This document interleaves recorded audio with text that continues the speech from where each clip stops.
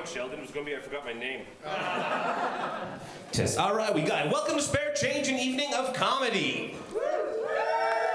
Tonight's entertainment is presented by Some Other Solutions and features performance artists Dylan Thomas-Bouchier, Erica Moeskau, Justin Shaw, and me, Mr. Dresser.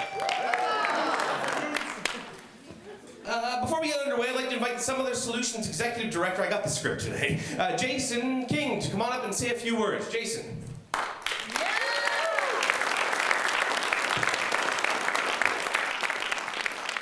Great, well thanks for coming out tonight and joining us in this annual event that we do here with Some Other Solutions.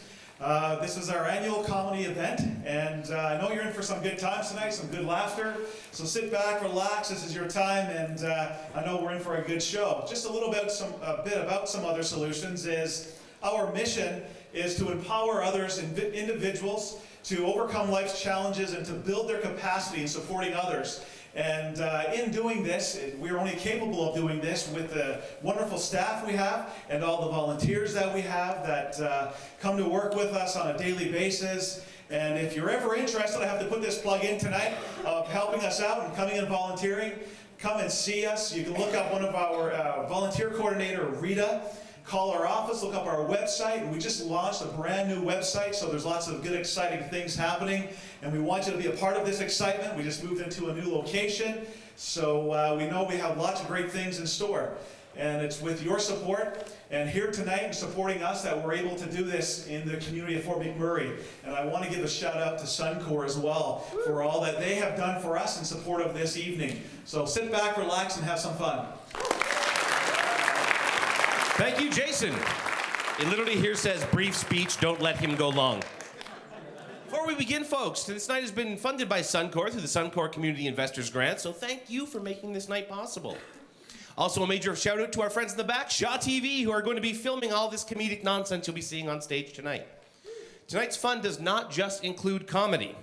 No, during intermission, you'll have a chance to bid on a number of silent auction items, including a meal for 4 at Town Hall valued at $100, and a painting donated by Russell Thomas. At the end of the night, we'll be doing a live auction of another piece created by a different local artist right here on stage. Don't forget about the after party. The official after party for tonight is at Town Hall. Keep your ticket stub and receive 20% off your meal order. Is their kitchen open? I'm getting a yes. Well, wait, there's more. But wait, there's more. During intermission and after the show, Some Other Solutions will also be selling t-shirts. I think we see a few of them right here. Why don't we stand up, folks, and show off these wonderful threads? Big shout out to those three right there, Keyano students. I just lost my spot. Jessica, Terrence, and Ashley for all their hard work helping at the event booth. All funds collected this evening are support of Some Other Solutions. Some Other Solutions is a local, we can make a drinking game out of that. Some Other Solutions is a local nonprofit agency based in Fort McMurray, and their mission is to empower others who overcome life's challenges and build their capacity to support others. I literally just am speaking, this is your speech, I think. Hi, my name is Jason King. Hold on, skip. All right. The crisis line number, which is something you didn't say, 780-743-HELP.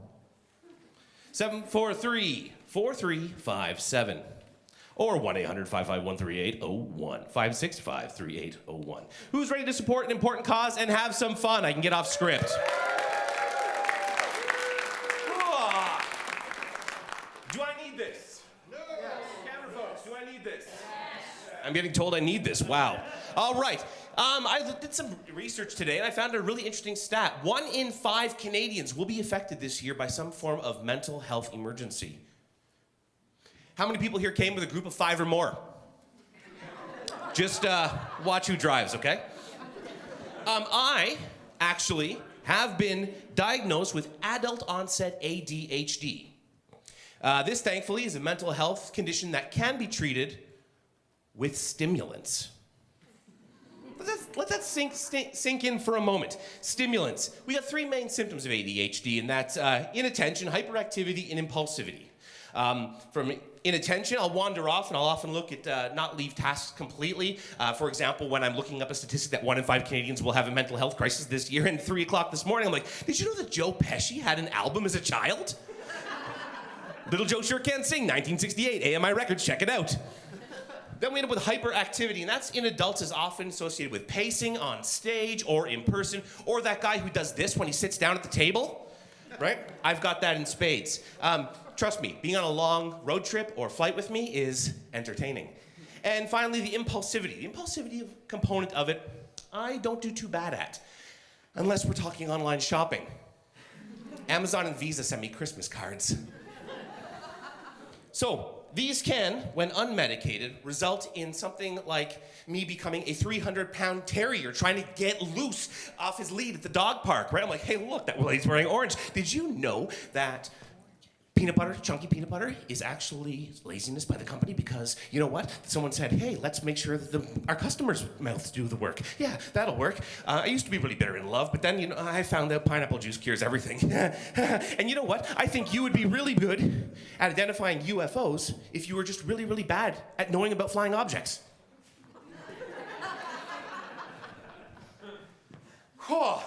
That's me off my meds. Anybody here not shop online? No, yeah, that's what I thought. Okay, and I'm not just talking about Amazon, but Etsy, eBay, Facebook, Kijiji. I do all these things. If I see a deal, I cannot stop. I can get anything online: books, movies, TV shows, DVDs, pizzas, human organs. Did I say that? Yeah. So on an unrelated topic, I recently had heart surgery. My issue isn't about plumbing. It's actually an electrical issue. I was referred to an electrical pulmonary cardiologist because my genetic condition, when mixed with the stimulants of my ADHD medication, actually caused a condition where my resting heart rate was about 140 to 160 beats per minute. Apparently that's not good. So ended up getting heart surgery for this. Because I'm a nervous guy, I'm sitting there on the table, and the doctor, he's behind a glass wall, and he's got the computer console because he's doing this surgery remotely, but he's got an assistant that's right in front of me. And I'm nervous, so I start cracking jokes, right? And they're giggling. And then I get the, Mr. Boutilier, can you please stop the cracking of wise? We have medical instrumentations here. They're going into your heart, and a laughter could maybe be problematic. You see, we have inserted the tubes through your genital area, and they go right up into your heart. I looked at the nurse and went, told you it was the quickest way. That's the impulse control problem.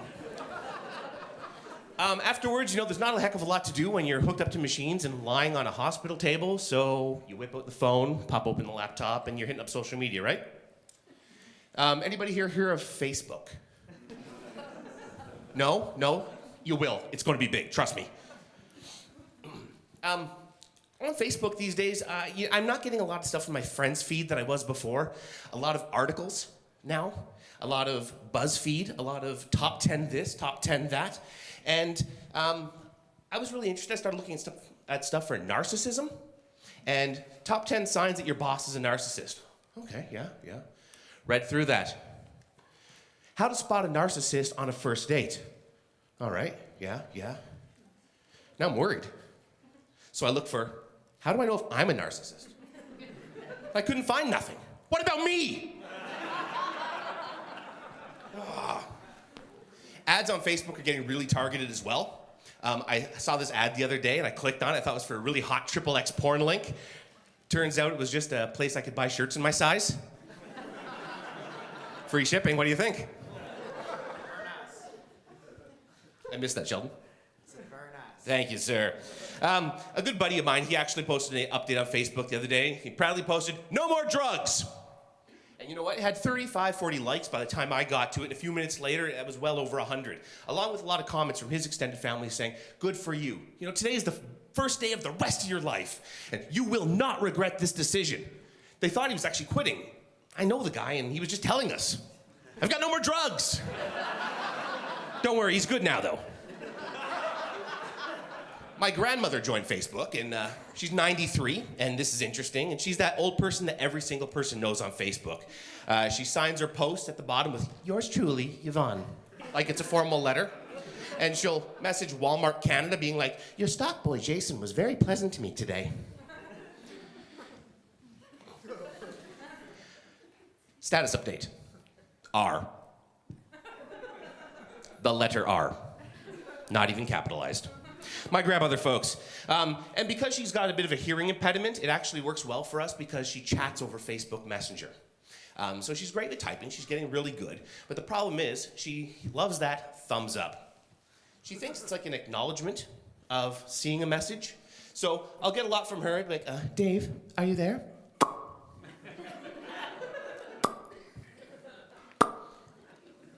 Yes, Nan, I'm here. What do you want? Hi, how you doing? Great. How are things? Well, my knee's bothering me, and I got the walker out. Your uncle lost his job. Neighbor died. It was a car accident.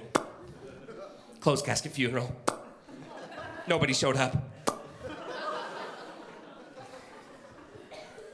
Yeah, she either thinks that's a enter button or she's just a bitch. But this brings up a whole other issue. Anybody here have any dead Facebook friends? Yeah.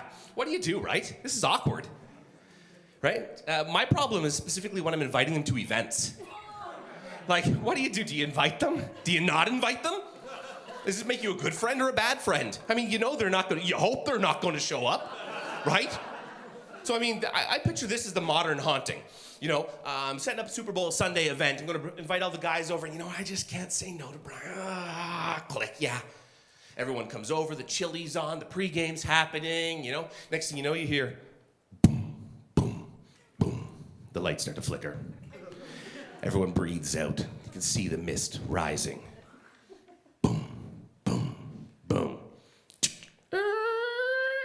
Hey guys, what's going on? He just floats in there with, like, you know, a six-pack or some sort of crap, and I don't know. And he's just like, you invited me, so I showed up. That's cool, right? Yeah? Hey? Yeah, I haven't quite crossed over yet. You know, I've still got some unfinished business with Chris. He owes me $20. And Chris, the guy that he is, won't even buy a jug of beer on wing night or pitch in for the cab on the way home from the bar. You know he's sure as heck he's not going to pitch in for anything. So Ghost Bro comes in, he just kind of glides in there, puts his ghost beer down on the table. You know, he's sitting down on the couch, nachos are going right through him, staying on the couch, and you know the wife's going to be pissed, right?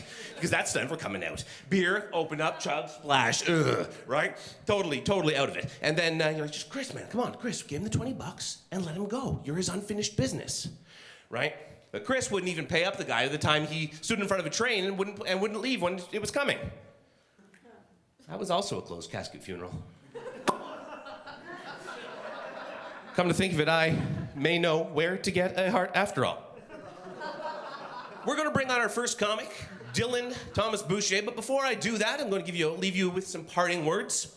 No matter how bad you feel, no matter how low you get, no matter how rotten your mental health state is right now or in the future, please remember, there is somebody out there who cares.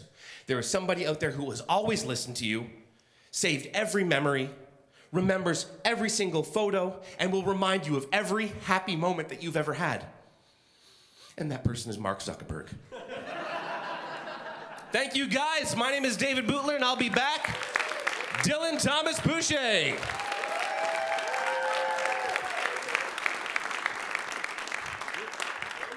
Oh my goodness, people are here.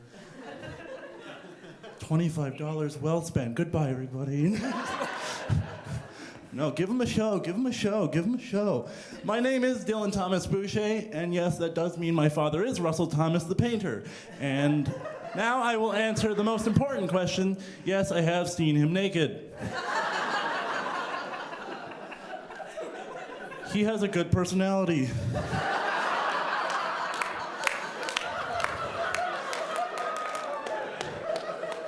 He's also here tonight, so Are you glad you gave that painting? I'm sure you are.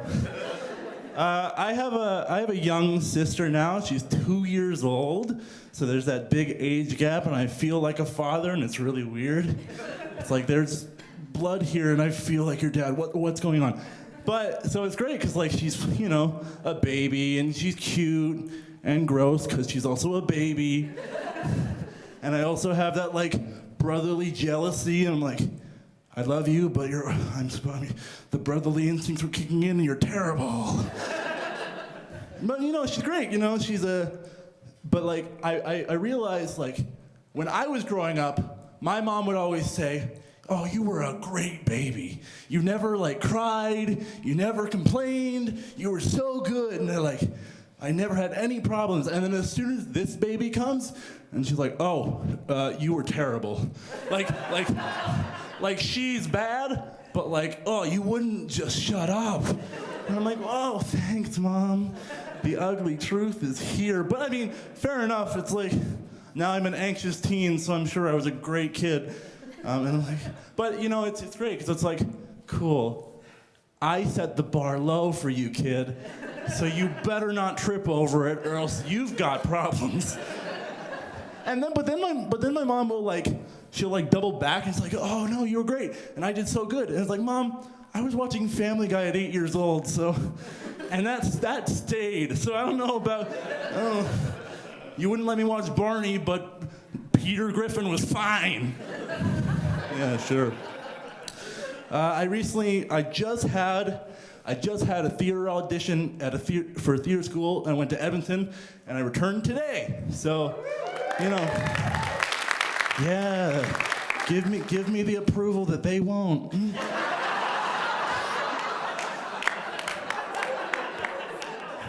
No, it was great, because I got to the audition, and the great thing is, they really want to make you feel terrible.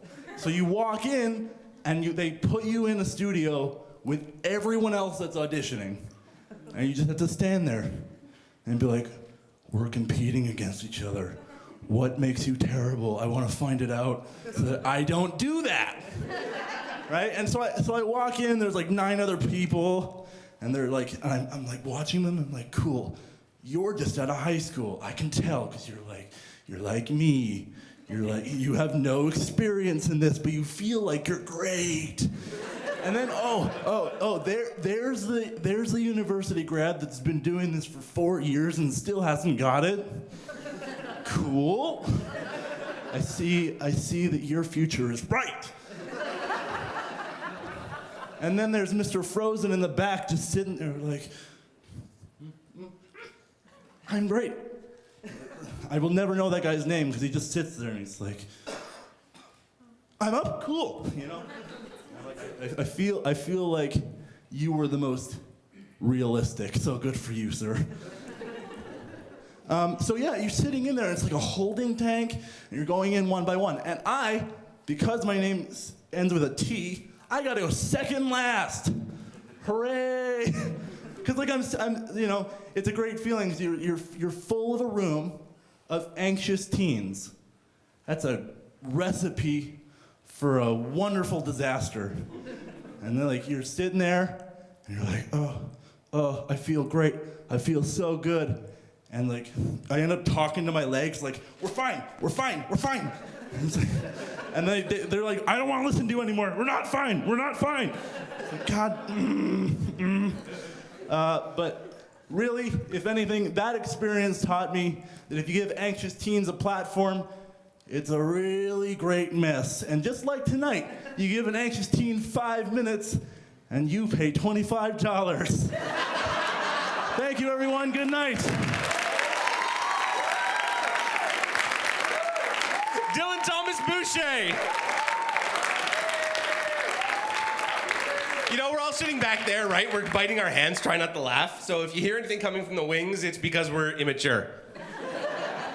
I was getting ready to come out this evening, and my fiance was watching television, and Charlie and the Chocolate Factory was on. Not the LSD one, but the good one, the Gene Wilder version. And something occurred to me. How many kids had to die before the Oompa Loompas were like, yeah, we're on board with this song thing? Right? We got a code 1427, kid drowning in the chocolate lake. Repeat, code 1427. You ready to go, Tim? Yeah, all right. Doodle-doo. Oompa loompa doopity doom. Little Billy's not going home with you. Oompa loompa doopity doo.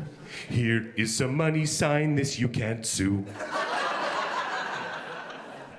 I don't have any kids, but I'm getting married soon. Thank you, thank you. November 3rd, you're all invited, not you. Unlike a lot of my friends, it's my first marriage. I'm in my late 30s, and a lot of my friends right now are actually, hey, look, my stuff. A lot of my friends are actually going through and getting married. They're coming, their second marriage, and they're getting married and having stepkids. My brother got married young, and he's now divorced, and I was very fortunate enough to be there, and I got to see his relationship go from, you're perfect, never change, to, you should change, to, you changed. Weddings are cool. I'm excited. It's going to be fun. It's in Ireland. We're doing comic book themed tables. So we went out and we figured out all of the various comic book marriages that have happened over the past X number of years, and those are going to be the theme to our tables. And a couple things we discovered is Wonder Woman's a bit of a hoe. She's got like 6 comics, different guys. But we actually have one table specifically set up for friends of ours. We were at their wedding. They're homosexual, so we have a homosexual wedding themed table. I have my papers, just want to get it. Anybody here been to a gay wedding? They're amazing. Absolutely amazing. I've been to 2 so far. They're literally my top 2 weddings. We're talking the reception, phenomenal. Music, phenomenal. Food, phenomenal. What's really great about the second one I went to is the ceremony, though, was really different. Both grooms were there at the altar waiting. And the music played, and you turn around and you see both of their fathers arm in arm coming down the aisle to Here Comes the Hypocrite. And I thought this was really cool because it was in a church. And the priest was really, he laughed at this and everything. And I'm thinking to myself, holy man, this is great, really progressive on us. Good for us. 50 years ago, you weren't allowed to be left-handed.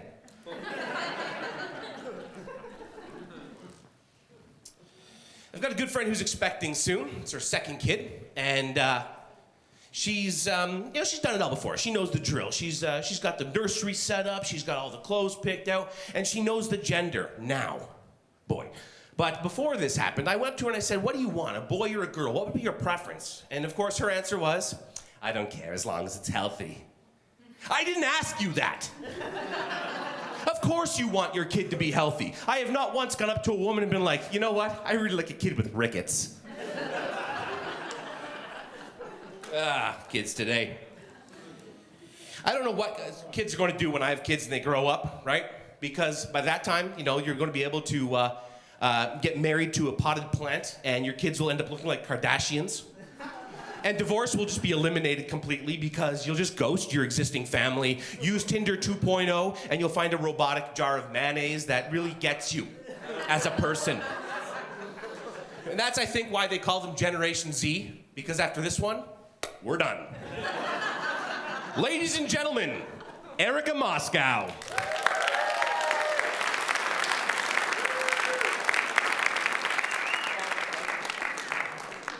Hello, for McMurray. Just give me a second. Let me get settled.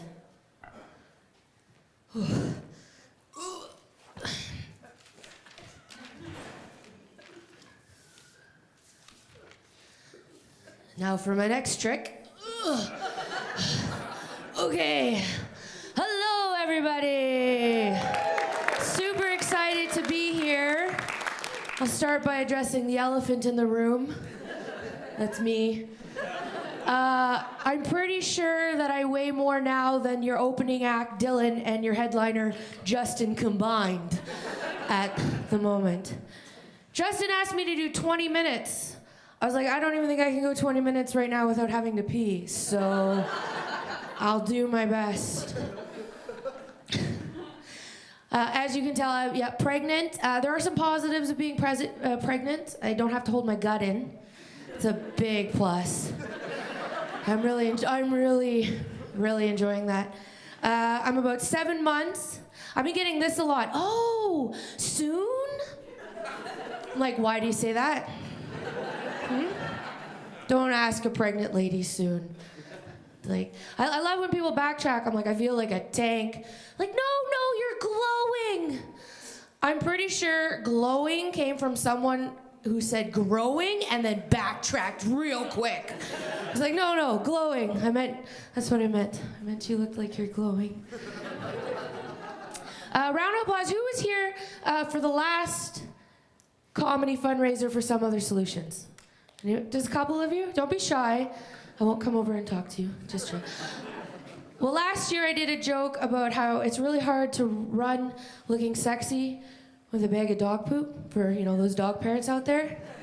And I've upgraded because things have changed a lot in a year. Because now it's hard to look sexy even just picking up dog poop. Right now, I'm like, oh, I'm gonna really wide leg it. And then, waddle over to the garbage can. Be a good dog parent. We're here to talk about some mental health. Yeah, mental health is real. Mental health issues are super fun when you throw in pregnancy hormones. It's a fun little combo. So if you don't laugh at my jokes, I might cry. And if you do laugh at my jokes, I still might cry. It's just what we're working with. I had a girlfriend who was telling me while she was pregnant, flew to Vancouver to see her mom, and on the flight home, she was crying. She was crying because she was gonna leave her mom. And the flight attendant came over and was like, "Don't cry. Will you have seatbelt extenders?"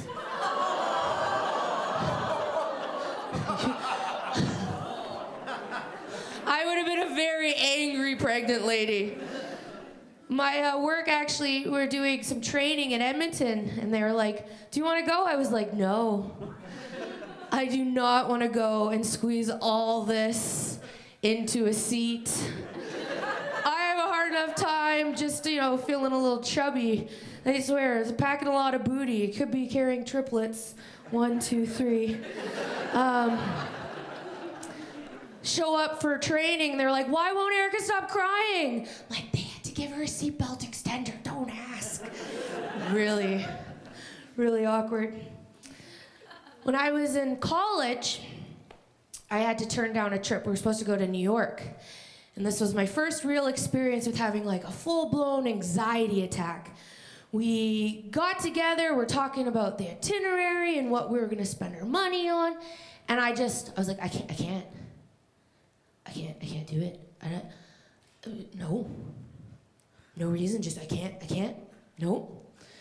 And for those who know what it's like to deal with anxiety, that's I get that a lot. You just gotta keep pushing through it. You're lucky I'm here tonight, because any time before show I'm like, no. You're on the poster. No. Something came up. I don't want to do it. I get the same way about the gym. No. You can't make me do it. Turns out though, my B12 levels were really low. Got some answers. Got working on my anxiety, so things are going better. It really helps being able to talk about it, to talk about this is what I'm feeling.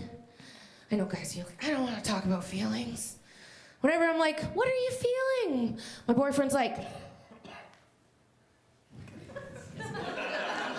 well, is it me? Are you hungry? It's just a lot of shrugging and open mouth responses. Are we playing Pictionary? You want me to draw some stuff out? Am I getting warmer? Play a little game of hot and cold? And if you don't let it out, sometimes, it can come out in other ways. Great example for this, I have a little Chihuahua at home. 6-year-old Chihuahua. For those who know the breed, they're a very anxious breed. So sometimes, he's a bit of my spirit animal.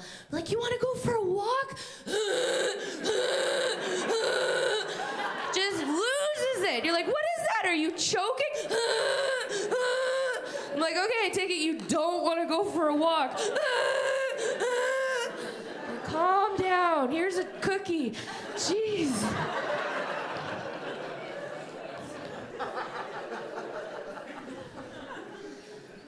one of the symptoms I learned about ADD and ADHD that was like, oh, maybe that's what I've been dealing with, is a feeling of depression after an achievement or after a failure, but even more so after a success, right? Because you work really hard for something, you're working towards it, and then you achieve it.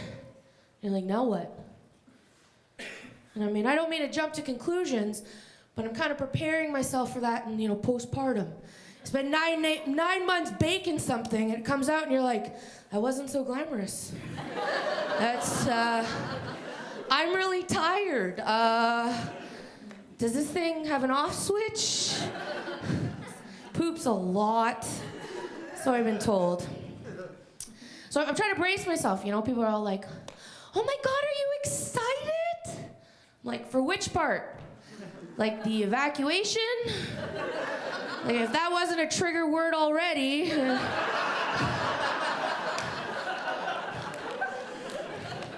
They're like, why are you excited, to meet him? Like, I don't know what he's like. Example of that is like my dogs. Like my dogs, I love them. They're super cute, but they're also jerks. They eat poop. Like, I hate being that dog mom that's like, oh yeah, don't let him kiss you. Don't let him, he eats poop a lot. I don't know why, it's not. I have been told that sometimes dogs eat poop because it helps with heartburn. I know, yuck. Unless it works, because my heartburn has been crazy. I'm not saying I'm gonna be the first one to try it. If there were science behind it, I wouldn't. I'm staying open-minded. Heartburn is real. It's been ridiculous being pregnant.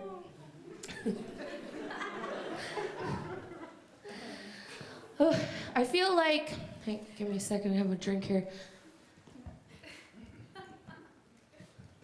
I feel like when people ask, like, oh, are you excited and about the baby, and how's your day going? You're like, what are you, just good?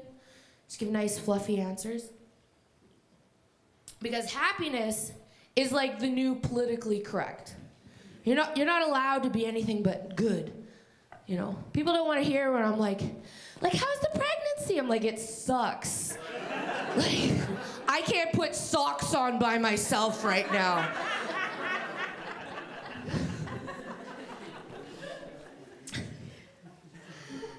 I have a very bit of a different approach so far, I think, when it comes to parenting. Like, it's a new grandbaby, first grandbaby on both sides. So my mom wants to go all out. This thing's gonna be so spoiled. I'm like, well, in the Netherlands, they just put it in a shoebox. She's like, you're not putting him in a shoebox. I'm like, oh, he'll be fine. Did he die? No, he's fine. I also have a ferret at home. It was a package deal that came with the boyfriend. Yeah. That's really testing my maternal instinct, because I'm like, they're supposed to live between 6 and 10 years, and this thing is 12. And I'm like, die! I'm just being honest, I'm no fluff. I'm not, oh, it's all right. No, it sucks, it stinks. You ever smelt a ferret before? Ridiculous. Puts me in a predicament. It's the boyfriend's job to feed the ferret. I'm like, did you feed the ferret? You're killing me right now. I'd love to say nothing, but I have to say something. Feed the ferret. Googling, Google ways to kill a ferret. Just joking. There's a couple options, but Anybody want a ferret? Selling a ferret after the show. Being pregnant, while I was preparing for this, being pregnant and dealing with mental illness actually have a lot in common. They do. Like, some people can't relate. Fair enough. If any of you were in the Catholic system for school, I've had a few friends when I'm like, oh, I'm pregnant. They're like, so? Because the whole time in Catholic school, they're like, look at a boy, you'll get pregnant. People think it's easy. It's not. They didn't think it was that big of an accomplishment. People give you a lot of unsolicited advice. for both of those things, pregnant and mental health. They're like, oh, well, you should eat this. You should do this. You shouldn't do this. You should do this. Do. It's pretty much what that advice is just straight do. One of them you take a lot of Xanax, one you take a lot of Zantac. Again, heartburn.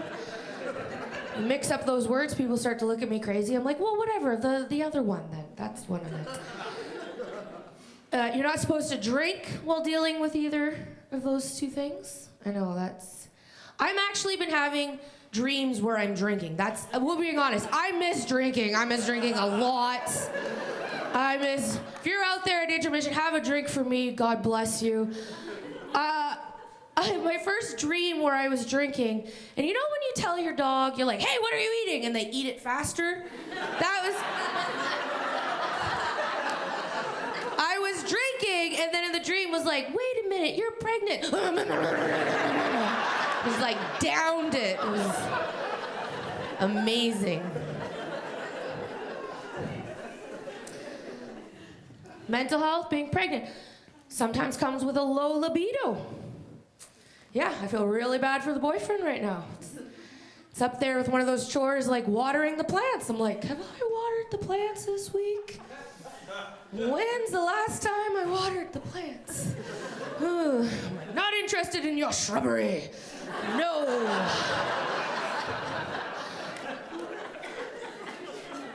I don't think it's a fear thing, though. I'm hoping, Hope it's not like, when they say, don't touch the oven, oven's hot.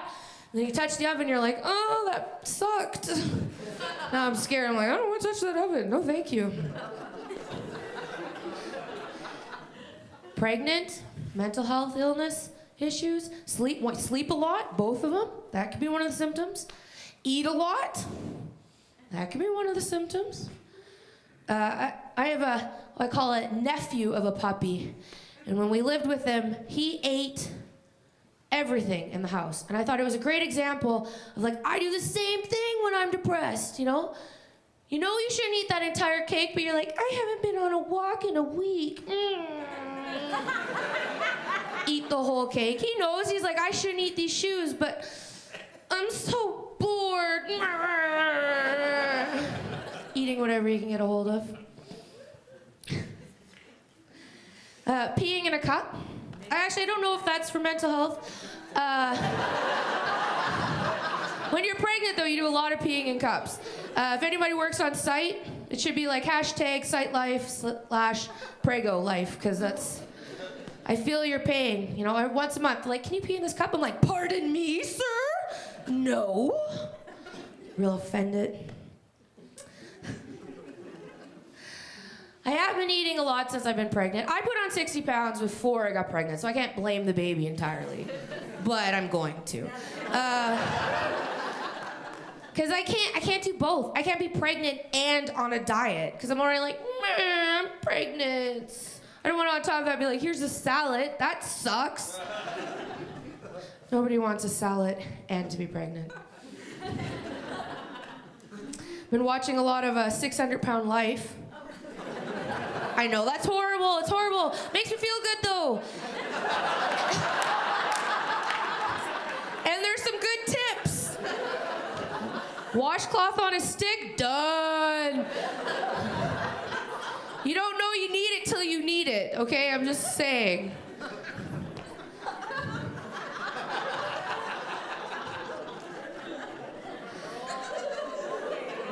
I get a lot of people ask, how's the pregnancy going? And again, back to that beat, let's be honest. Let's not sugarcoat it. Like, there's some things I miss, I miss being able to bend over, put on socks, mention that. Being able to drink. You ever heard the saying, like, I put my pants on one leg at a time, just like everybody else. No, I wrestle my pants on. And like, get adjustments, like, look at that belly. You're like, everything starts sliding down, you gotta pull it back up. Real sexy, like. Good thing I'm already taken, easy, just saying. I miss doing karaoke. We were at karaoke, I was so excited, they called my name, I run to the stage, and then I was like,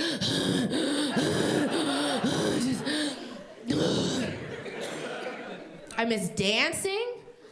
I used to high kick. I used to do all these moves. Right now it's just a lot of this. You're like, yeah, just throwing, rubbing the belly, just okay, swaying back and forth.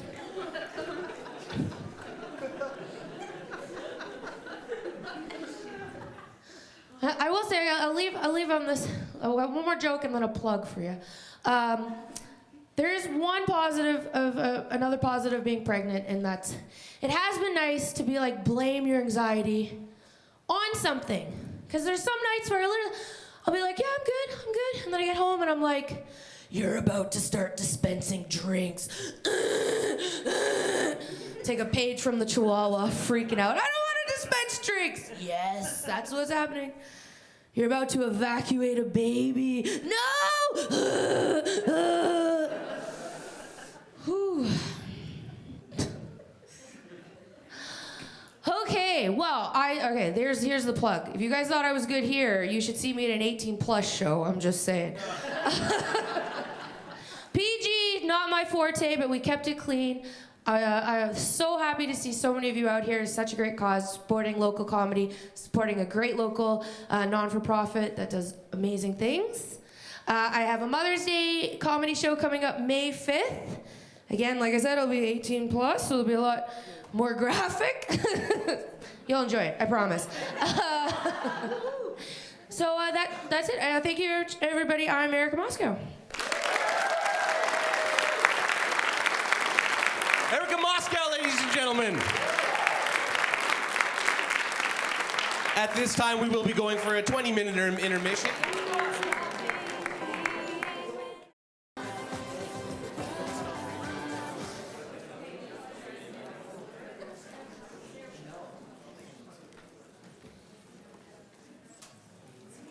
Welcome back to the show, everyone.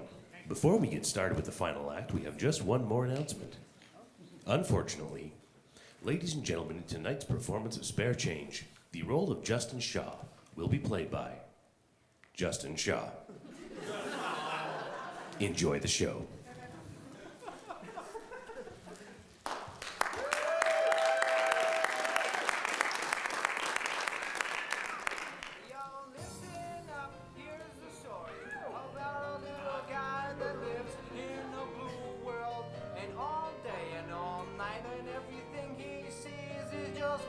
Like him, inside and outside. Blue his house with the blue little window and a blue Corvette, and everything is blue for him and himself and everybody around, 'cause he ain't got nobody to listen.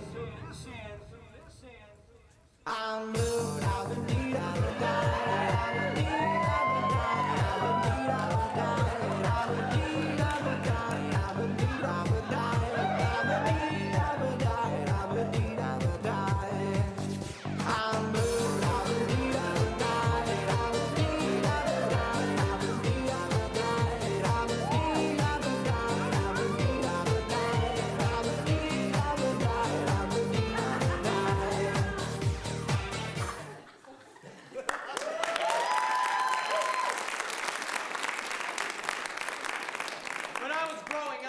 I thought he was saying, I'm blue, I'm in need of a guy.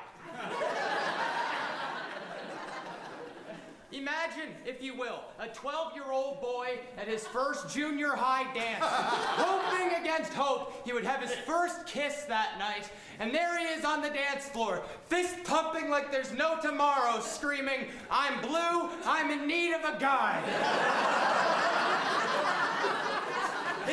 In my defense, what he's really saying, what the artist Eiffel 65 is really saying, is I'm blue, da-ba-dee, da-ba-die, which is not language or English. It is nothing.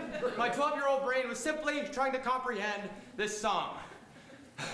So, I love listening to music. I listen to a lot of music, but I'm really not that good at listening. But I love music. My two older sisters, they had a lot of music, and I would take their music because I couldn't afford to buy my own.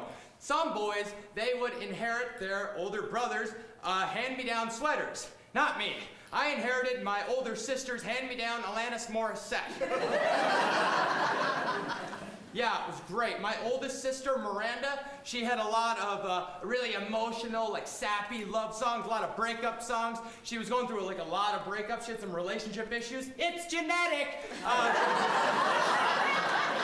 So, because of my loving sister, I got to experience the music of... And I swear by the moon and the stars and the sky. And this... Whatever I said, whatever I didn't mean it. I just want you back, but don't want you back. Oh, okay. And of course, this. I've been searching my soul tonight. I know there's so much more to life. Now I know I can shine. Recognize this as the theme song to Ally McBeal, the show about a single female lawyer. Yeah, nothing gets girls hot like Ally McBeal soundtracks. So, my music taste was that of a girl in the 90s going through a breakup. Who wouldn't love me? Any mixtape I would make for girls in high school. Yes, mixtape. I know the relationship of a tape cassette and a pencil. Number 2 pencil, thank you. I would make these mixtapes and give them to girls with this sappy music, and so it was great. Great. It was like I was their straight, gay best friend. Wonderful. But, all right, some of you, you're enjoying this. Some of you are feeling this out. Some of you aren't laughing yet. That's okay. I know what I'm doing. This looks a little crazy, but I know what I'm doing. Everything's under control. But some people tell me my comedy is a little crazy, a little all over the place, a little disorganized. Sometimes I go off on tangents that have nothing to do with anything. And ladies and gentlemen, to that I say, who likes Johnny Cash? Nice. Who likes Ring of Fire by Johnny Cash? Who likes Ring of Fire by Johnny Cash, translated into Swahili, then translated back into English through Google Translate? Me too. Just a second.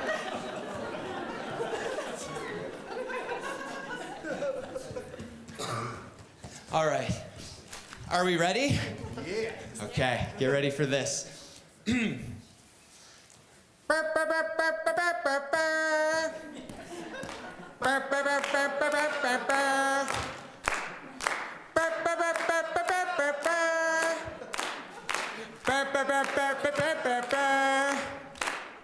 Love is something burning and makes a ring of fire.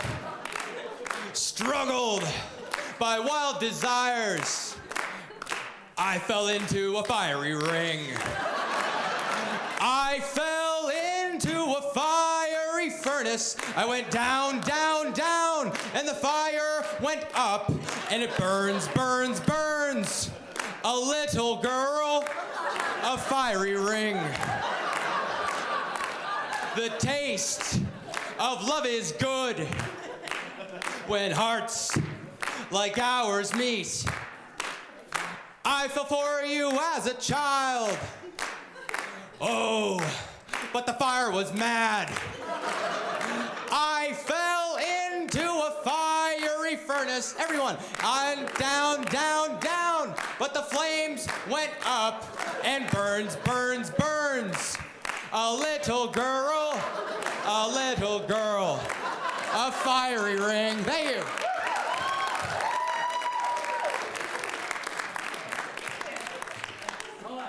I'm back. It's cool. Hold on, it's cool. It's cool. I know what I'm doing. Don't worry. Hi, I'm back. A little bit of H2O. All right, folks. Welcome. Welcome to Spare Change, or as I like to call it, the life and times of attention deficit disorder. We're in for a wild night, folks, but before we get underway, I have to tell you that this performance is sponsored by Subway. Subway. Eat fresh. Nice. All right, so, look at you all here, all sitting nicely. Hi, everyone. Hi. Wow. How are you all doing tonight? Good. How are you? Well, I'm really great. Thank you. Look at you all. Look at all sitting, and you've got your Keyano sippy cup so you don't spill a drop on the nice purple chairs. But I just gotta know, what are you all doing here?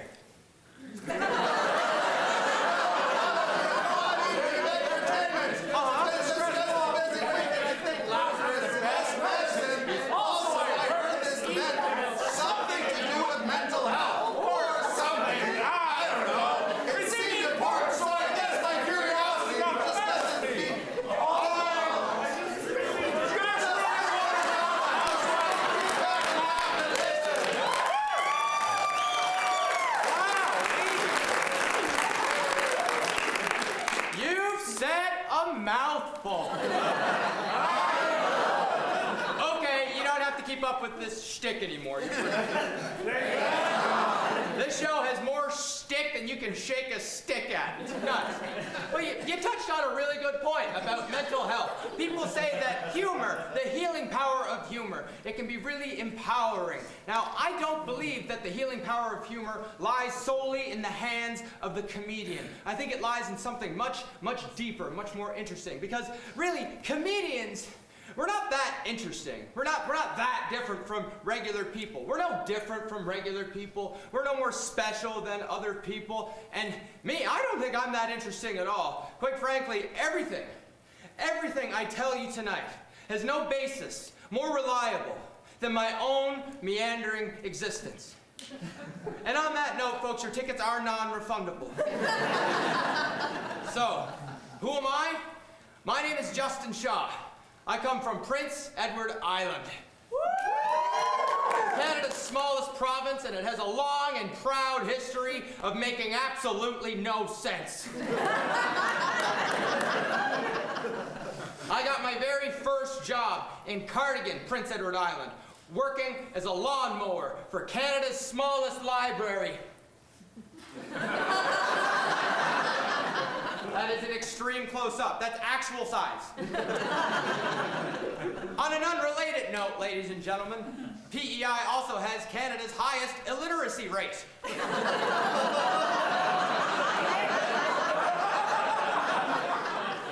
So yeah, I know what you're thinking. You're looking at me, you're taking me in. This guy looks like the adopted love child of David Bowie and Ellen DeGeneres. This kid grew up on the street of Prince Edward Island, one street, paved with actual street, finally. This hard kid, I grew up on the streets. It was tough, hardcore. I bet you all think I'm pretty edgy growing up in Prince Edward Island, the tourist capital of Canada. But don't get me started on my parents. Oh man, so hardcore, so edgy. Don't get me started on my mom. Yeah, my mom. Real piece of work, my mama. I hardly ever got to see my mom because she worked the graveyard shift as a resident care worker for an old folks home, staying with them on their deathbed. Real piece of work. And my dad, don't get me started on Daddy. Daddy's really something else. I didn't get to see Dad too much either, because he was a carpenter working for a union, and they kept him very busy. He worked for a local union 87-A for the school board. Real piece of garbage, that guy. Then there's my sisters. My sisters whom I love with my whole heart, my two older sisters. And because of my loving sisters imparting their wisdom to me, I was able to learn such classic musical hits as...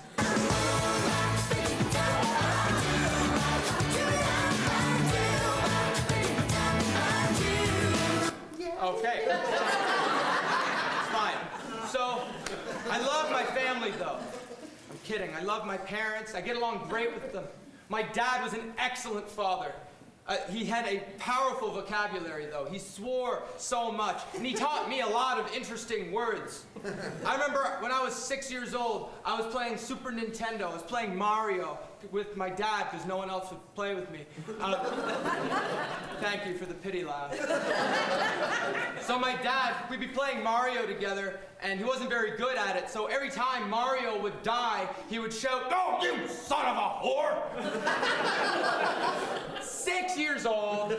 I did not hear that word before in my life, so I thought the word whore was a word used to describe a small Italian plumber. So anytime something was wrong with the sink or the plumbing, I'd say, "Mom, we need the whore to get over here and fix it." My dad, he also had a bit of road rage. He'd get really mad behind the wheel. Remember one time we were driving, someone would cut him off, and he'd go, "Oh, you dick nose!" I called him on it eventually, and I said, "Dad, what exactly is a dick nose?" And he said, "Well, he's got a dick for a nose. What more do you need to know?" "Well, Dad, if he's got a dick for a nose, what does he have for a dick?" "I don't know, but it smells down there." Blair Shaw, ladies and gentlemen. I think I had more in common, though, with my mom when I was growing up. And I know this because anytime we would be sweeping the floor, we'd both put the dust into the dustpan and go to the nearest person and go, "Who did this? Who made all this mess? Who did this?" It's a mother and I thing. She's a bit of a goofy lady. I remember in the wintertime, she would always tell me to be careful. She would say, "Yep, it's getting cold out. You gotta watch out for icicles. You know, if you ever wanted to kill a man, you just stab him with an icicle. And when the icicle melts, so does the evidence."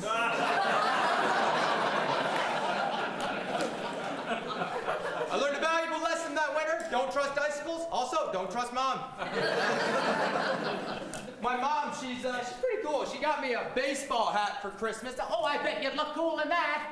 "Thanks, Mom. Except my head's not really meant for baseball hats. When I wear a baseball hat, it looks like I'm going on my last trip to Disneyland."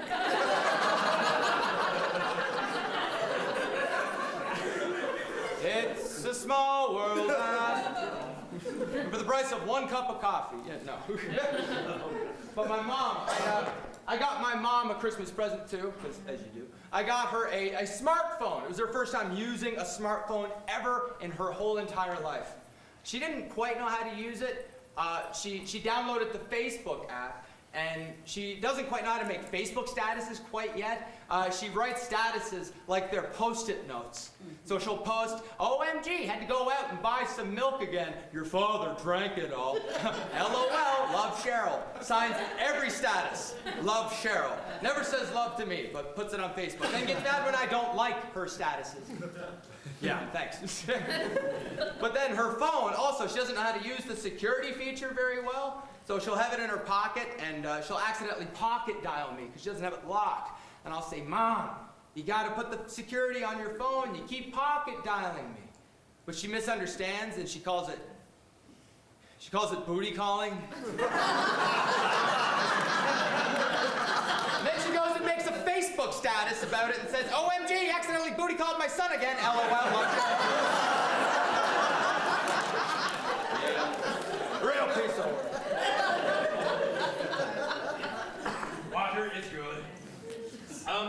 I traveled a lot the past few years. I had to move away from home. I went to school in Montreal. I actually went to the school that Dylan auditioned for. Theater school, he's not wrong. Theater school is weird. We have a class called movement. You want to know what movement class is? It's this. How do you fail movement? Oh, give him a 51. Come on, let him pass. But I lived in Montreal. For 2 of the 3 years I lived there, I actually lived in a bed and breakfast. After 2 years of living in a bed and breakfast, I learned how long is too long to live in a bed and breakfast. It's 2 years. Guy in the front row, he's like, 2 years. Yeah, you're right. You anticipated that joke very well. Yeah, it was kind of tough, but a perk of living in a bed and breakfast that long meant they legally had to include me in the Airbnb description of the room. A beautiful townhouse in the heart of the plateau, Montreal, right next to the metro and several cafes, and also houses an awkward 20-something who stays up to 2 a.m. watching wrestling videos, and Wi-Fi and hydro included. And at the end of the description, there's like a little gif of me going, "I'm pathetic. I need a home." Then I moved here this past year, actually, and I was traveling home for the holidays, and I had to stop over in Montreal, and I stayed there the night, and then I had to fly from Montreal to Halifax, Prince Edward Island. Broke it up nice and easy. The stay in Halifax, I had a 4-hour layover, so I had oodles of time. It was great. It's fine. It's gonna be fine. But then there was a storm in the forecast, and Mom called me the day before my flight and said, "Oh, I don't know about this. Maybe you should change your flight. Maybe come at a different day. I know it costs some money." And I said, "Mom, don't worry. Experienced traveler. I know what I'm doing. Hey, it's cool. I know what I'm doing." So that day in Montreal, I'm gonna get on my flight and fly to Halifax. I show up, and something odd happened. The first time in my life, I get paged on the little overhead. "Paging Monsieur Shaw, paging Monsieur Shaw. Please come to gate 52, s'il vous plaît." Didn't say I learned French in Montreal. So I go up and I have my bags and I'm like, "Hey, it's Justin. What's up? Well, what do you need?" It's like, "Oh, nothing, Monsieur Shaw. It's just standard boarding procedure that we walk through, all accompanied minors, the standard boarding procedure." It's good policy. I'm not a minor. "Oh, how old are you, Monsieur?" 26. And I can't blame them. I've got this thing with my face where it's hard to kind of pinpoint my age. I got a young baby face and I can't quite grow facial hair. Thank you, genetics, I guess.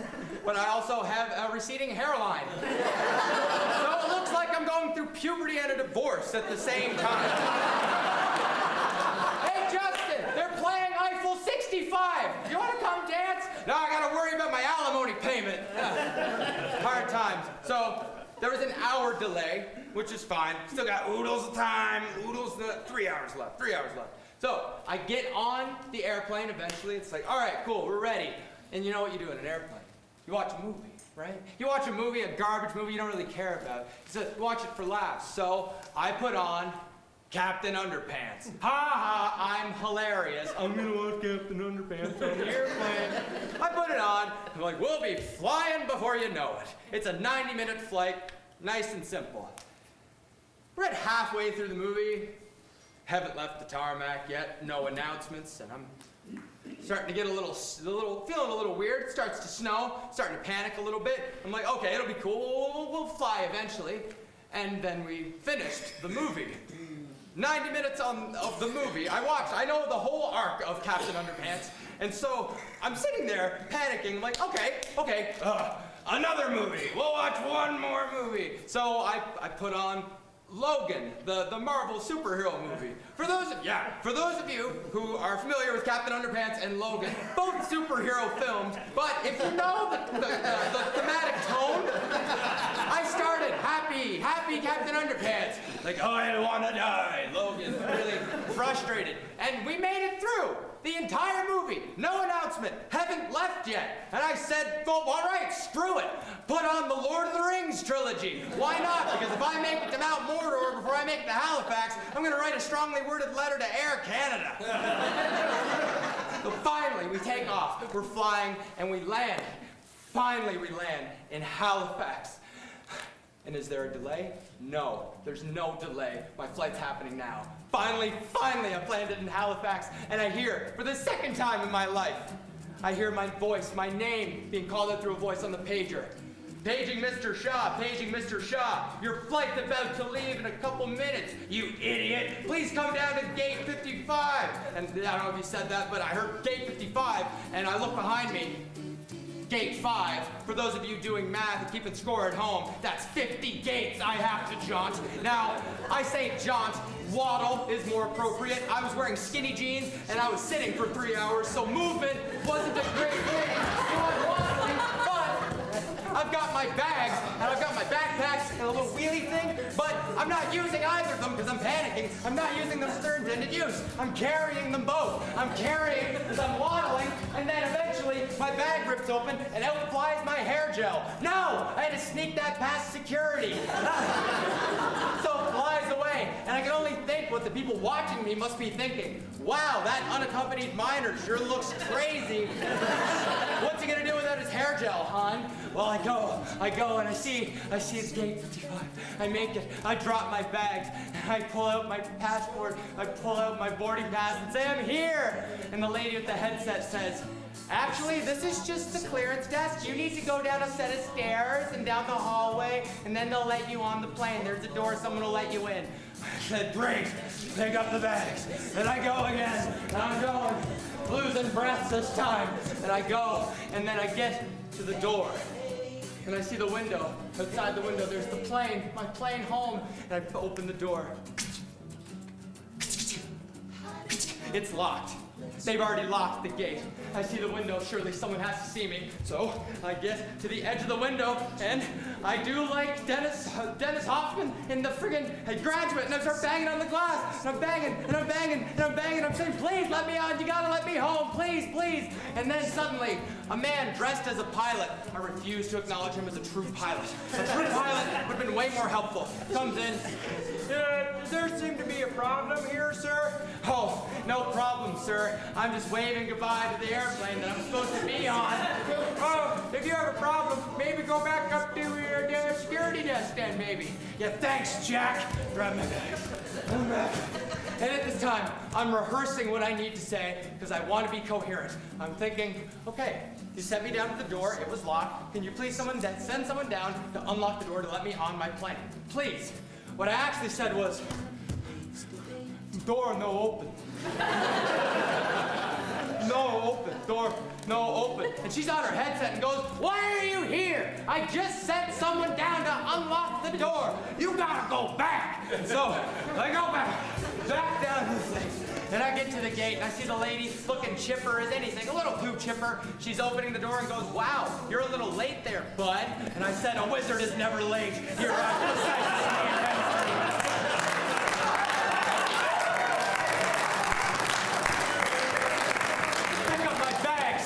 I go on the airplane, I see the man dressed as a pilot, not a real pilot, and he said, can I take your bags? I say, no, they're mine. I'm keeping them forever. I hate this place. I see 2 free seats, one of them is mine. I'm not taking the wrong one, I'm not getting in any more trouble. I reach into my pocket and I pull out the boarding pass, 8A and 8B, 8B. All right, I sit down, I drop my bags, and this is a tiny little 12-seater. For any of you that ever flown from Halifax to PEI, this is just a tin can they put in a slingshot and fire you over the pond. So I sit down, my body starts to tense up, and I'm panicking, and I remember the call from my mom saying, please, don't get on that airplane, my body's rejecting itself. It hates this tension, this anxiety. So I did the only thing I knew how to do. I grabbed the paper bag in front of me, and I puked. I puked like a freshman. I puked like a high schooler who broke into his aunt's liquor cabinet for the first time. I puked like a 6-year-old with tonsillitis. In fact, I have been all 3 of those young men at some point in my life. But this time takes the cake. I puked. And then there was silence. The rest of the passengers on the aircraft were mortified. Wow. This unaccompanied minor really doesn't like to fly. He must not be able to handle the 45-minute flight. I was scared. I didn't know what to do. And now I have this bag, and what do you do with it? It's like, I'm near the front, so I can't just like leave it. Because people in the back will be like, oh, that's your business. You made that. But also I can't like leave off with it with any shred of dignity. I can't be like, oh, this? I came on with this. But then I take the bag with me, I'm not sure what to do. Then I see the man dressed as the pilot, and I said, you know what, bud, I changed my mind. There is a bag you can take.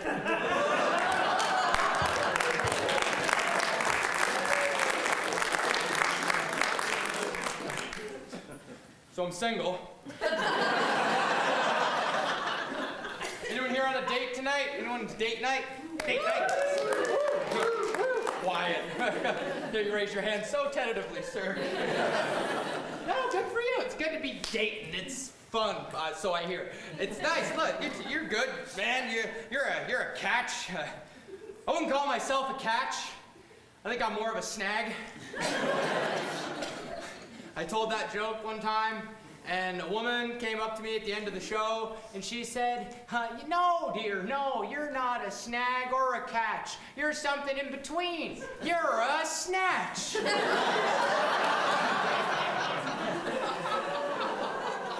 And that was the last time I invited my mom to any of my shows. Another time I told this joke, why I keep telling it, I'll never know. I told it again, and a buddy came up to me after and said, hey, you are a snag, dude. You're a sensitive, new age guy. That was the first time I wanted to kill myself. The last time I ever invited my high school guidance counselor. Dating. Tricky business, tricky business. Trying to get into the dating scene. My friends are really looking out for me. They got my back, it's good. But they say I rush into things too much. I just say yes to everything because I'm a dummy sometimes. And I wanted to go on a date with a girl one time, and they're like, I don't know, man. Something's not right. I don't know if you should pursue her. And I said, guys, I know what I'm doing. She just wants to have dinner at her house with her parents. Dude, don't. This is a trap. No, dude, don't worry. I know what I'm doing. So, the next day, she comes over to my place. She drives over and drives me to her parents' place. She drives because I don't have a car because, ladies, I'm a snag. So, but I got a plan. Got this figured out. I know dads of the girlfriend can be pretty tricky sometimes. You gotta massage the situation, massage the ego. I was ready for some hard-nosed, like tough-looking guy, a tough guy looking like Jason King. He's my boss, where is he? So anyway, I'm expecting a tough guy, really tough, and I'm gonna be like really charming, really cool. But I get there, and he's the 180.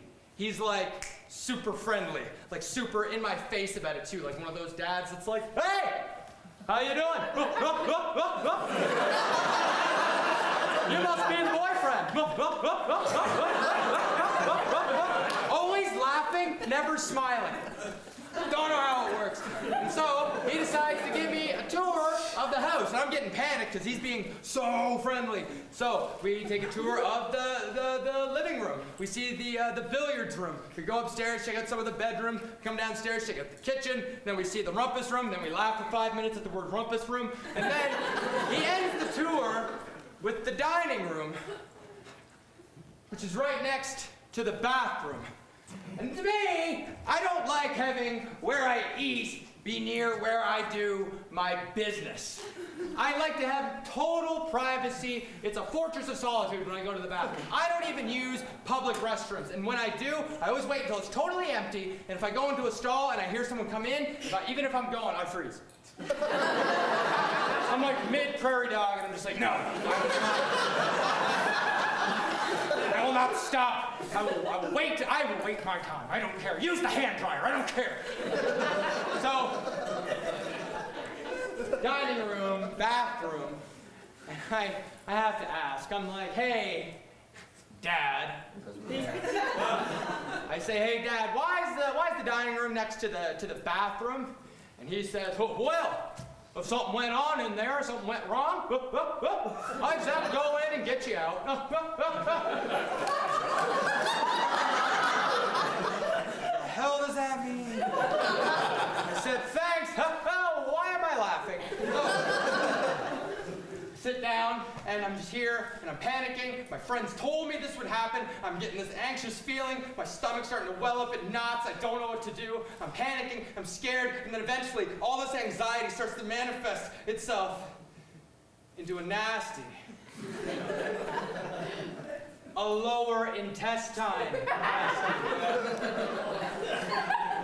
I don't know what to do, so I know the bathroom's right there, so it's do or die, fight or flight, so I go, many ships, and I go to the bathroom, I close the door, and I'm just in, and I start to have my very first panic attack. This is a show with a lot of firsts for me, so I have my panic attack, and I don't know what to do, because I'm thinking, what if they can smell me? I'm worried, and I can hear Dad laughing at the rump roast because he's calling it rumpus roast. So he's laughing, and I'm thinking, okay, I know what to do. I'll take two cans of Lysol. I got lilac and waterfall, 2 scents that do not occur simultaneously in nature. So I give the room a base coating. I just fill the room, and it's got a fine mist of smells. Also, Lysol is a lie. It's a garbage. It is Lysol. Puns! So, when you smell lilacs in a bathroom, you don't know one's planting lilacs in there. You go, oh, there's something nasty in here. But also, when you smell real lilacs, it reminds you, it's like, oh, I remember that time in the bathroom. So it ruins nature. So I've got all these lilacs and waterfall scent. And I'm traveling through. But then I think, what if they can hear me? And I don't mean the ejection sound of the nasty. I mean the plop. That plop that says, "You done, son?" Stay with me.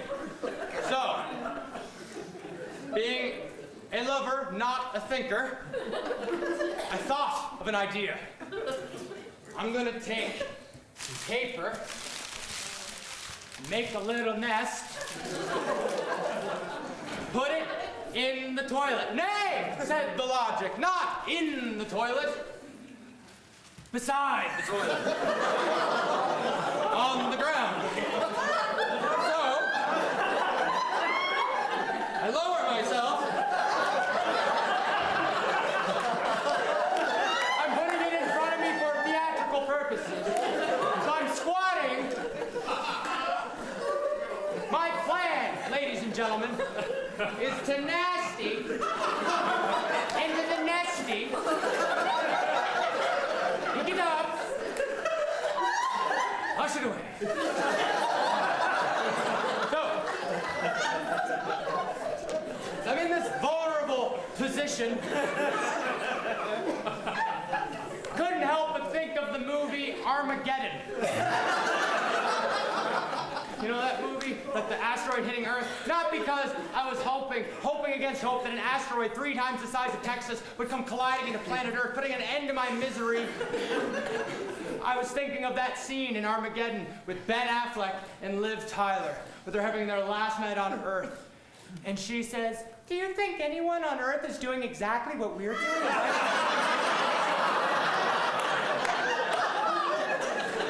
And he says, "Yeah, or else, what are we trying to save?" An Earth with a young man nastying into a nest to impress a girl's father who he's been on a date with once is not an Earth worth saving. At this time, folks, I would like to inform you that tonight's performance is sponsored by Subway. Subway, eat fresh. Italian BMT. It's good. So, I'm back. All right, so, I'm ready. I'm nasty.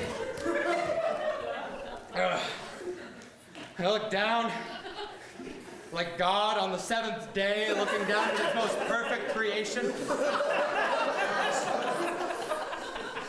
I could stay awake just to hear.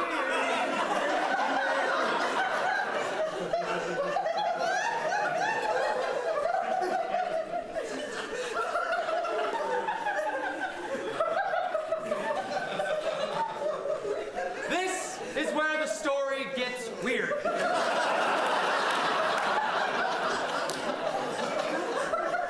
As I bent over to pick up the nasty nest, I hit my head on the toilet, it was so misty, and I passed out. And on this day, I not attack, my first mild concussion, but I also had my first out-of-body experience. I looked down on my semi-nude, withered body next to 2 empty cans of Lysol and a nasty nest.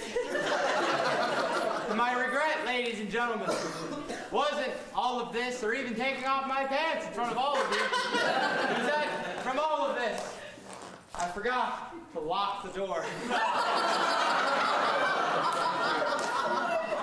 We're having fun. With my belt. Ring of fire. H2O, nature's water. So, I did lie though.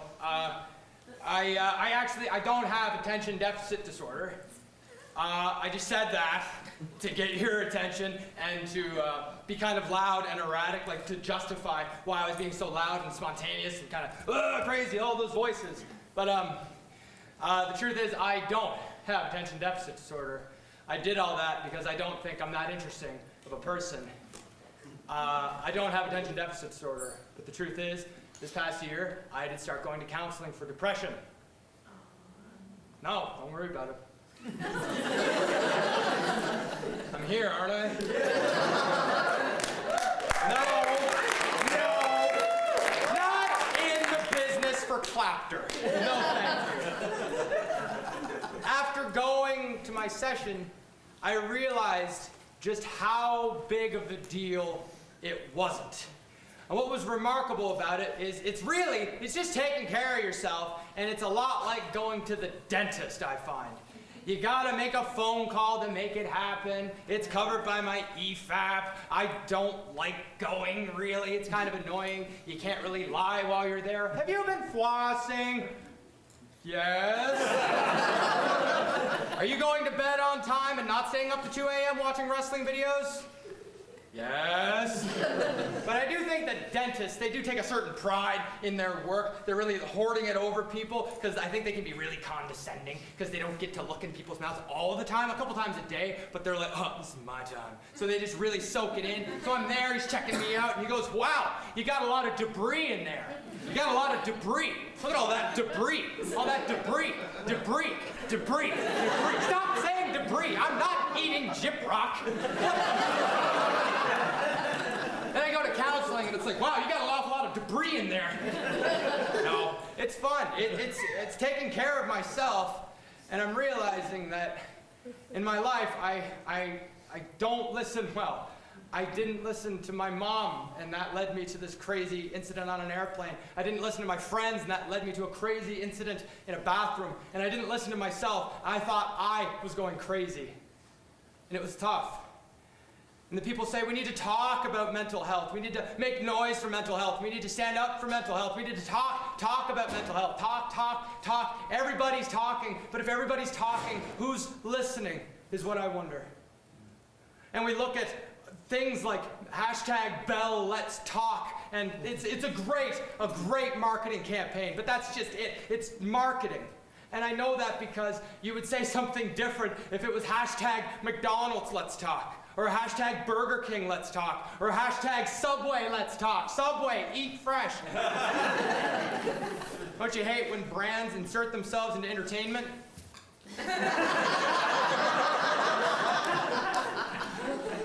I work in marketing, and it's quite the interesting beast. And I didn't really know how to set up myself. I felt kind of clueless when I started. I'm still pretty clueless. I started and I'm like, I know what I'm doing. But as things started going on, I started getting this phone call. Here. I get this phone call, and it was this person calling me, offering me advice on how to market myself through the organization, and it was about mental health. So they would leave me these voicemails, and really, I think they just wanted my money. So they would leave these voicemails for me. Hey, this is Justin. Sorry I missed you. Please leave a message after the beep. Beep. Hi, sorry I missed you. Wow, you must be so busy. I heard you're the new marketing guy and you need to get the word out about mental health. Amazing. I think that's so important. I want to be able to help you. Please call me back. Bye. So I kept getting those voicemails for a little while, and honestly, my first week, I was new. I was like, oh, okay, maybe you're cool. But then eventually, I started getting more voicemails. She started to really look into me, who I am, did some research. Hey, it's Justin. Sorry I missed you. Please leave a message after the beep, and I'll do my best to get back to you. Beep. Hi, Justin. Wow, I can't believe I'm missing you again. You know, a little birdie told me that you are a comedian. Wow, that's just great. The world needs more stand-up comedians. I've often thought of being a comedian myself. I just want to tell my stories. And one time, I went to the cabin with my girlfriend, and we had to cut the grass. And well, I don't have to explain to you how that happened. But anyway, please call me back when you get a chance. Bye! So it went from being just kind of like off-putting to full-on annoying, but then eventually it just turned into being offensive. Hey, it's Justin. Sorry I missed you. Please leave a message after the beep and I'll do my best to get back to you. Beep. Hey, Justin, goodness me, you must be all over town telling all your jokes, I bet. Sorry I missed you, but I'm just thinking your organization needs to be with us. You need us because we can help you with advertising. Marketing is everything, you know. It's everything, and really, suicide isn't sexy. Bye! Suicide isn't sexy. Oh, no. No, I know. Surprise! Suicide isn't sexy. Suicide isn't sexy. Suicide isn't sexy. Subway isn't sexy. Marketing isn't sexy.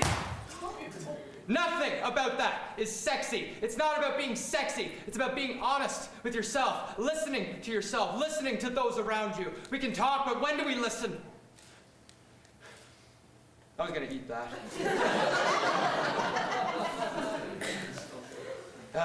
Damn it. That was my only dinner. My friend Brody bought me this because I wasn't eating today. Thanks, Brody. So, made a big old mess. This is my audition for the role of Andy Warhol, by the way.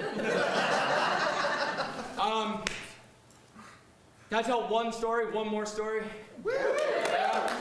It's about my first event thing that I did with some other solutions. It was in September of this past year at the Urban Market.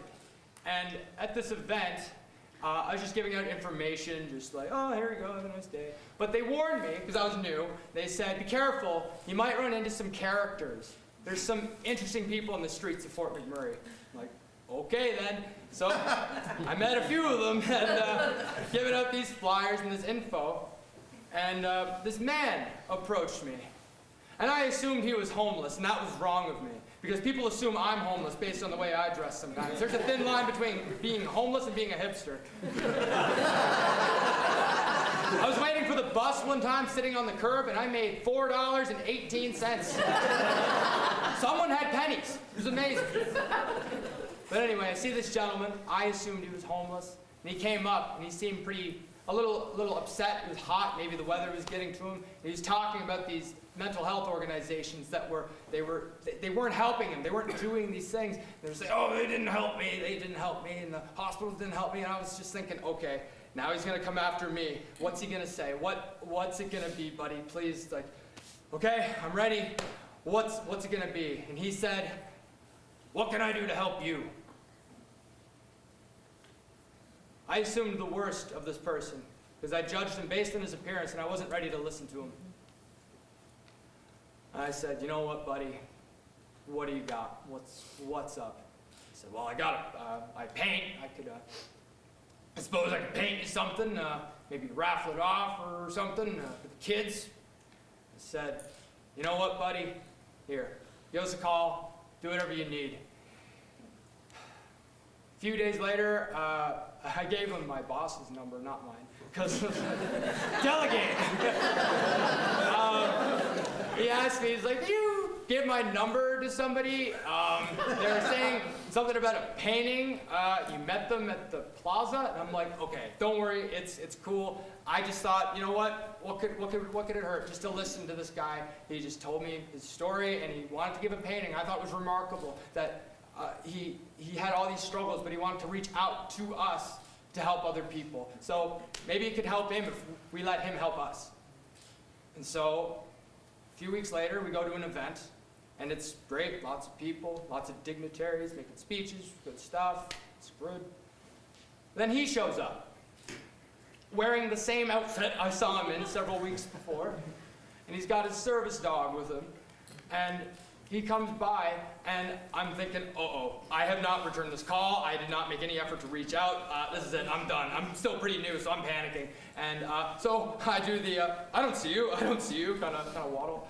And I leave unscathed. And I go to the reception across town after, and I'm thinking, okay, I'm safe. I'm done, I'm safe here.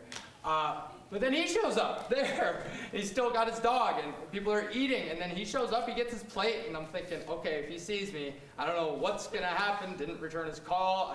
I tried to be as sincere as I could. I really listened, but I just didn't follow through, and I felt so bad. And then he spots me. He's coming up to me, and I'm thinking, oh, I'm done. And he says, hey, bud, I remember you. I forget your name. Hey, it's Justin. What can I do? He's like, yeah, I think I called you the other day. It was for some information. Actually, you didn't call me. You called my boss, and he's here right now. If you got something to say, say it to the both of us. He says, okay, well, I got the painting.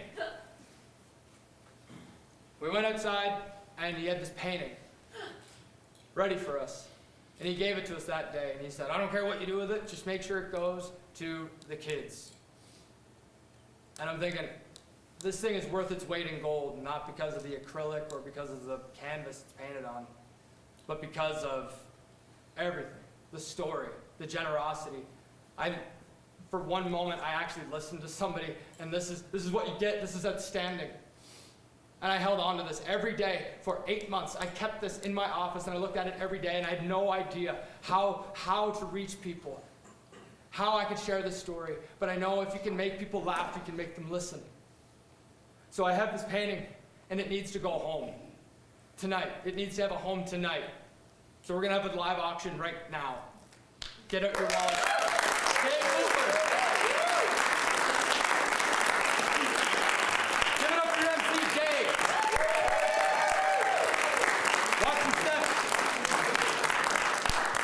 Also, Practicum students, Jessica, Terrence, Ashley, give it up for them. They're working their butts off. Those are nursing students and social work students. Those are the future of this community. These people putting in this work. Now, Dave, watch your step. Oh, someone made a mess. I think it was Jason. You want to finish that? I think I might. I'm with you. You take top, I take bottom.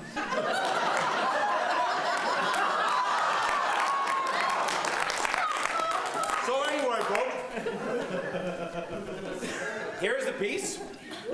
Come on, quick.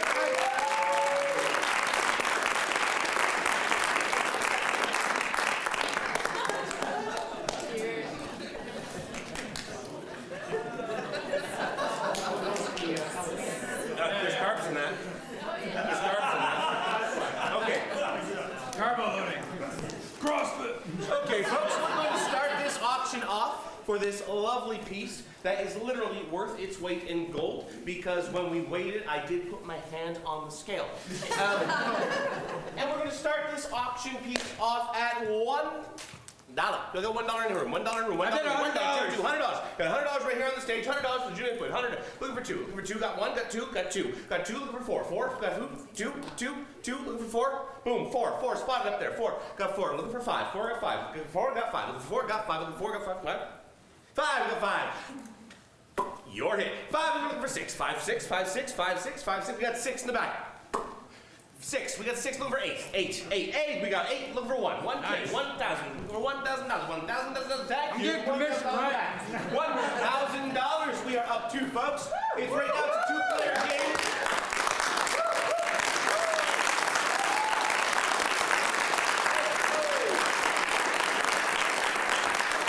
Mental health, an activity that's dear and near to a lot of our hearts. We got $1,000. We're going for a little more. We got one, we're going for $1,250. $1,250, we got $1,250, one going for $1,250. One going for $1,250, $1,250, Figure one. it out, I'm not eating. This is my dinner. Also, town hall. Eat at town hall. We got one going for $1,250, one going for $1,250, one going for $1,250, $1,250, one going for $1,250, one going once. $1,000 going twice. $1,000 so.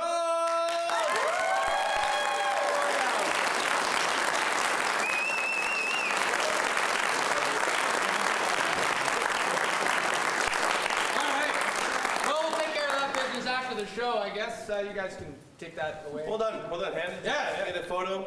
The winner. Hey, do you want to come up and get a photo of the painting? Do it. Yeah, let's get it up.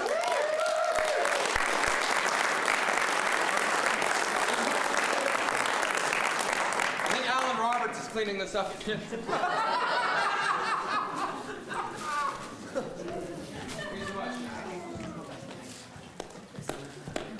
Hashtag killing it. Anna Frieden, everyone.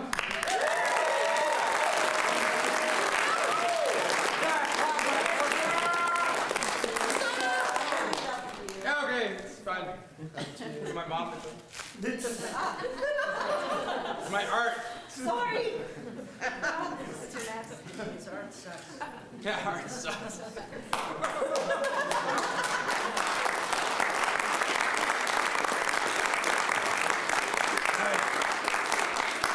Oh, me. God. Well, this is happening, ladies and gentlemen. We would like to reiterate once again that the after party for tonight's festivities is brought to you by Subway. Eat fresh. No, realistically, we're going to Town Hall. Yeah. The tickets on your stubs on your tickets that you still have, if you didn't throw them away to pick your teeth with them, are good for 20% off your meal. Their kitchen is still open, I do believe, for another 45 minutes, so we'll have to rip there. But I do know that their tap serves them too. So we're good on that front. We'll see all of you there. Sweet, man. See you there, I guess. Do you want to do the? Yeah, I'll do the thing. The boop? All right. It's cool, man. Wow, what a night. Marketing is not sexy. Marketing sure is messy, though, sometimes. Do you enjoy the night?